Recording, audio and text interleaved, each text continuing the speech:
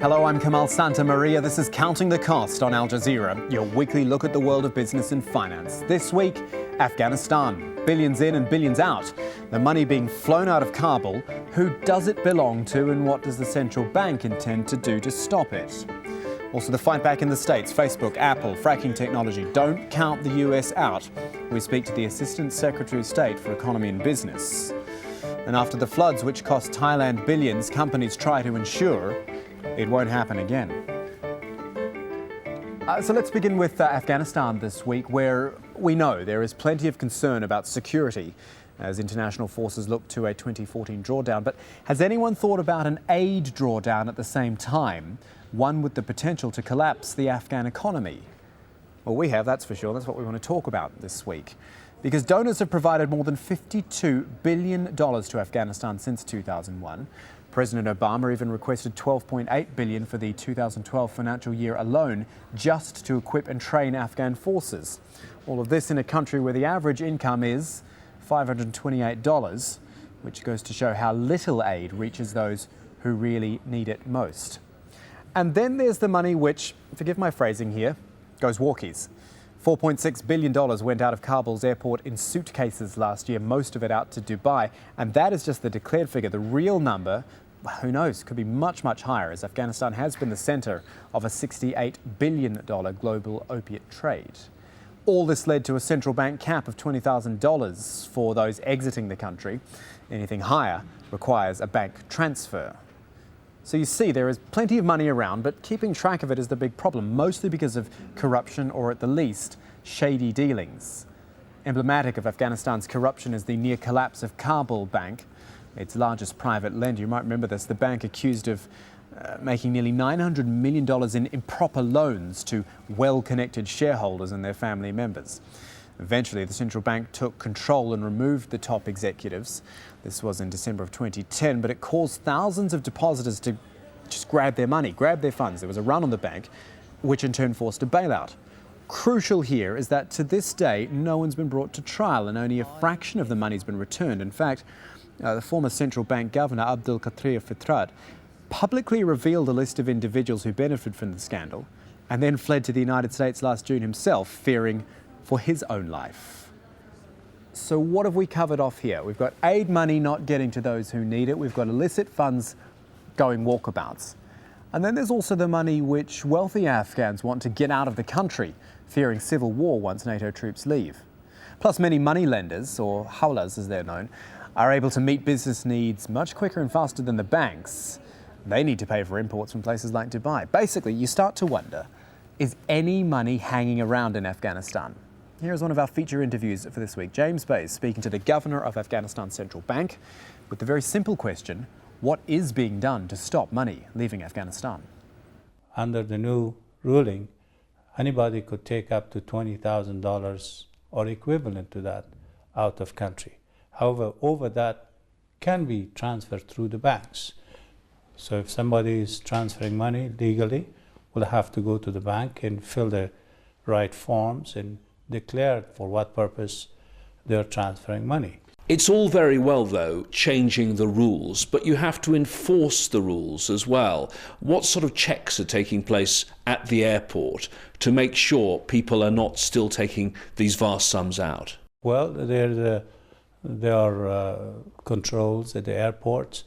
There's, people go through screen, there's stuff they take out, there's being screened. If you have money inside suitcase or anything, it will be shown. But apparently, I'm told, there's still the ability sometimes to pay an official a bribe to take your money out. No, that I cannot, that is illegal, and if anybody's caught, then it will be dealt with legally. And are these checks, these security checks you talk about, do they take place at the VIP terminal as well? Because there are allegations that some of the top officials in the country have been taking money out. I move through the VIP. Every time I go, my luggage goes through screen.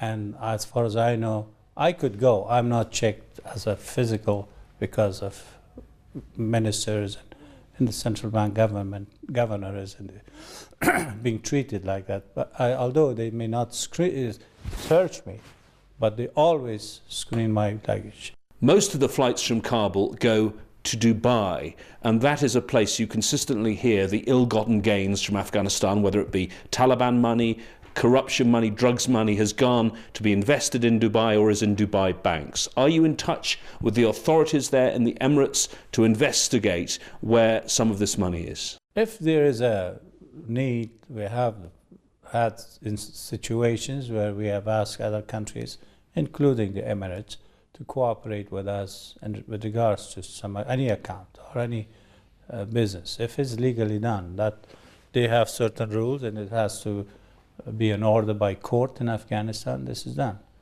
But otherwise, we cooperate with them. But we, this is a responsibility of Central Bank of UAE. It's claimed that one place where money has gone to Dubai is from the funds that were defrauded from Kabul Bank. Tell me about your investigation into Kabul Bank, what progress you've made about that near collapse of the bank back in 2010. We have had, Kabul Bank went bankrupt in accordance with the law.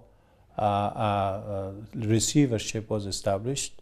The receiver has taken account of all inventory of all Kabul Bank assets, including cash and accounts and real estate, including real estate in Dubai. We are in the middle of liquidation of those assets. And is somebody going to be brought to account for what's happened? There are persistent allegations against a number of figures, including the brother of the president and the brother of the vice president. Some of these things are exaggerated.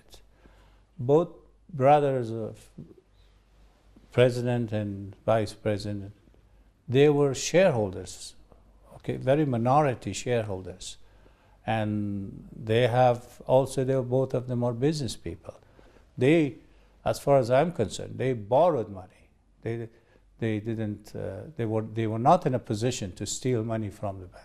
I know your job is central bank governor, not prosecutor, but do you not need to have some prosecutions, people in jail serving time for offences connected with Kabul Bank to bring back confidence in the banking sector? That will have an impact. In any case, in any situation of illegal activities, if you don't fix it, if you're not serious about it, then people will lose interest in the law and regulations. So I'm with that, but that is not my job. My job is here at the central bank to deal with the receiver and the assets and liabilities and to make sure that everybody is treated legally. Are there not question marks about the whole commercial banking sector? We see now that most reputable of international banks, Standard Chartered, saying it's pulling out of Afghanistan, citing concerns about privacy and security. Oh, well, they have clearly indicated to us their reason for their suspending their operation in Afghanistan. Then we're not cancelling or we're not their license, but we have been requested, we have accepted, we are working on that to suspend their operation in Afghanistan. That has been because of security concern. They have stated officially to us, and we hope that our security concern will be normalized and stabilized, and we will have that bank as well as other banks come back to us. And still to come this week on Counting the Cost, the BRICS meet up in New Delhi. They're looking for more power and influence. We will explore the relationship between its two biggest members. Now, remember the downfall of the United States economy? What happened to that? Sure, things aren't brilliant, but if you went with all the talk of a disastrous financial crisis and a sluggish recovery and the meteoric rise of China leaving the United States dead and buried, you were kind of wrong. We've got some points to think about here. Inflation is still low, the dollar is still a reserve currency of choice. In fact, it accounts for more than 60% of stashed foreign currencies. And robust demand for treasuries keeps borrowing costs at or near historic lows, so that's all good news.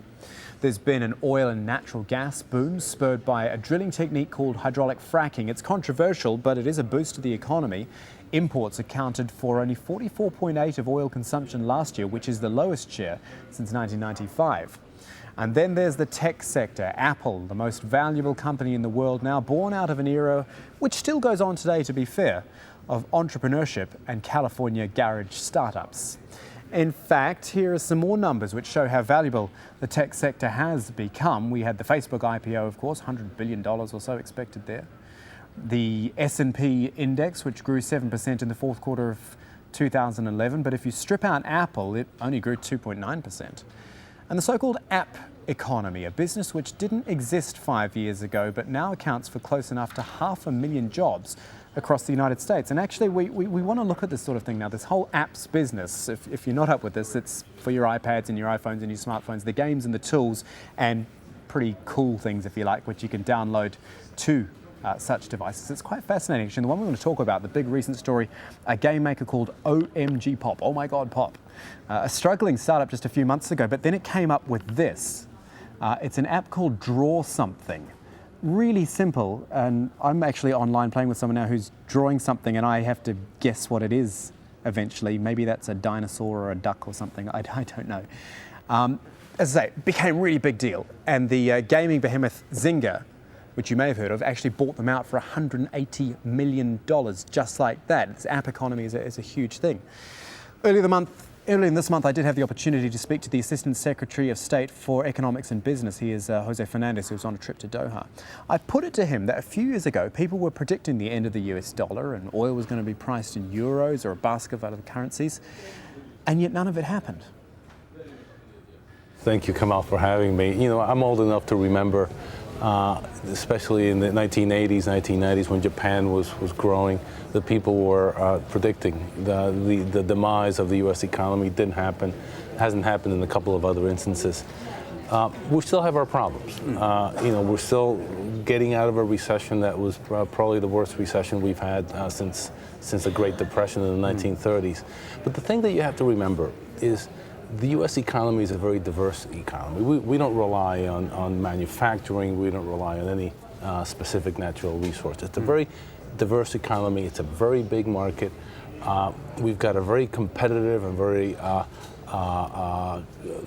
productive workforce. We've got a great education system. We've got a legal system that works. We can always criticize it. So investing investors can be sure that they'll get a fair shake. There's a lot to be said about the economy. You know, my father used to say, and I believe him now, don't ever bet against the U.S. Don't ever bet against the U.S. economy. We'll rebound. So then why is it almost a preoccupation? I mean, there was talk about, and yeah, China's growing. China's big, and I'm sure you know that. And the talk of the Chinese yuan becoming more powerful. Again, it's almost a fascination people have with trying to knock the US dollar off, when in the end, the dollar is probably still the safest reserve currency.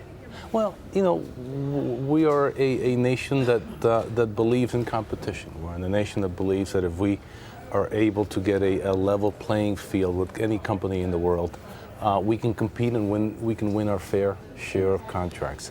The fascination is China is a very important economy. It's a great economic partner of the U.S. It's one of our best export markets. It's obviously, we are a very important import market for the Chinese. The United States, indeed other Western countries, have got to really work with China, because this is going to be the way the future is heading, east.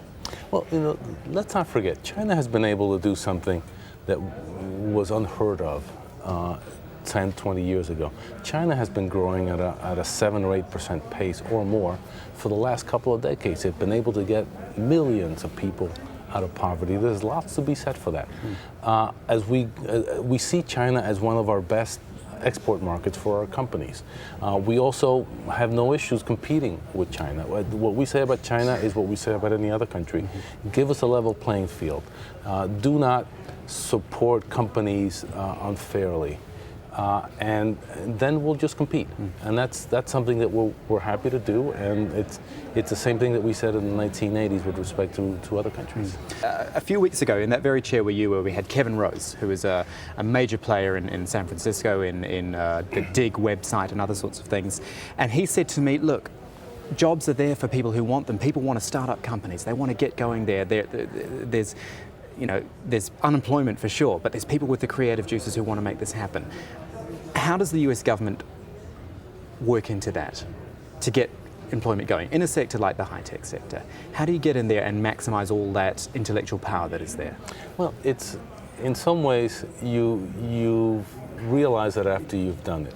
If you look at our entrepreneurship culture, it's a culture that's been there for a long time. People are willing to take risks. They're willing to fail. If you fail, as long as you haven't broken the law, you can get up and start yet another company. So there's this culture of entrepreneurship that's intrinsic to what U.S. investors do. It's something that, as in the State Department, it's something that we're trying to work with other countries to create. To create an entrepreneurship culture that helps young people find jobs, that helps young people find companies. In the U.S., those who've analyzed that culture of entrepreneurship will point to our strong intellectual property law, so that if you create a new app, no one is going to steal it. You'll be able to patent it. You'll be able to copyright it. The ability to get financing, the ability to find a market, the ability to develop your product in a way that will encourage others to follow. So it's that entrepreneurship culture that... But have you found that's all taken a bit of a hit? I guess I'm just talking about confidence here. Confidence in people wanting to start up a business, confidence in just looking for a job and just getting back on their feet. Has all that can-do spirit that you're talking about taken a hit? Oh, of course it has. And you know, we faced some difficult times economically in the U.S. You know, at the worst, we had lost 8 million jobs in this recession. We've gained back 3.5. Before our policies had a chance to work, we'd lost 4 million jobs in this administration. So it has taken a hit, but when you take a hit is when you have to go back to the basics, and when you have to say to yourself, okay, what is it about the American economy that makes it so resilient? Right. And that's when you focus on our ability to create new companies. You know, Facebook didn't exist 10 years ago. Our ability to get financing, our ability to have one of the most competitive and educated workforces anywhere. The overriding theme I've got from you is the spirit of entrepreneurship. Great. How do you export that to the rest of the world and build partnerships? Well, you know, it's not so much a question of exporting it as I go around the world. One of the easiest things that we have to sell is entrepreneurship. People want to learn how to create companies from scratch, how to create the new Facebook.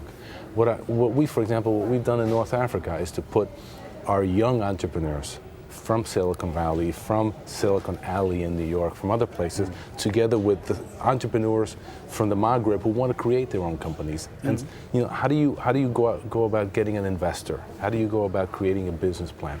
How do you go about getting financing? Those are things that it's not so much instilling, it's a question of just sharing experiences. People here are as entrepreneurial as any place else. Listen, Secretary Fernandez, thank you so much for your time. Thank you for having me. We do appreciate it. Thank you. All right, we want to talk BRICS now. Brazil, Russia, India, China, South Africa, the 4th BRICS summit, which was held in New Delhi. Another step in the efforts to really formalise the group and make it more than just a convenient acronym. Because to be fair, this should be a very influential group given its scope. Between them, the BRICS nations account for 25% of global GDP. Trade within the group is at $280 billion and growing rapidly. And while the rest of the world stagnated badly during the global financial crisis, or indeed went backwards, the BRICS have provided some 45% of all global growth since then. And there's plenty of other positive movement too. China's offering renminbi, its currency, its loans to BRICS members. There's a proposal for a common development bank. There is a collective dissatisfaction, if you like, with the US dollar's dominance of world currency markets. Though just how 3 democracies, a communist nation and Russia come to some sort of agreement about that, that's anyone's guess. Anyway, we want to look at one particular relationship in this group. We're looking at China and Russia with this report from Melissa Chan.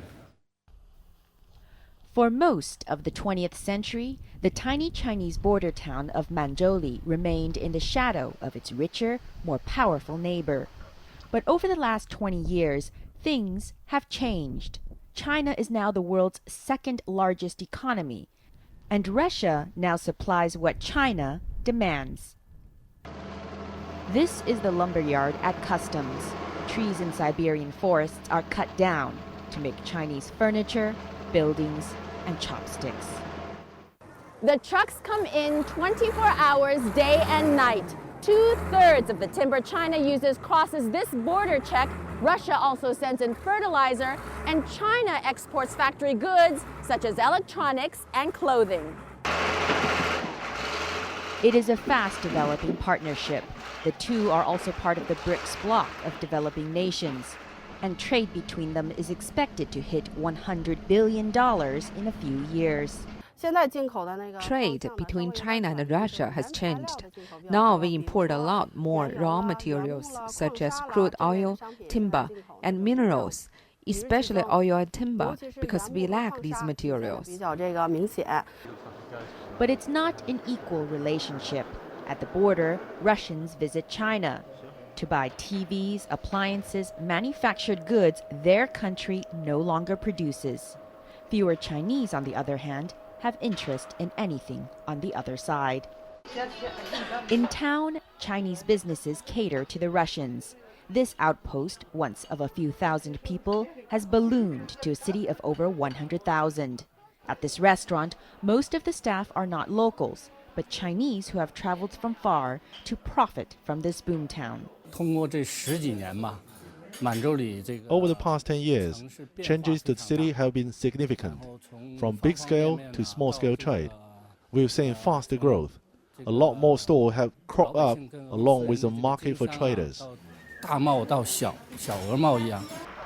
They are two developing countries with shared interests. But Russia's economy, less diversified and based on the export of natural resources, serves China's economic growth. In China, so much is new and gleaming these days. And to many here, Russia is nothing but a curiosity.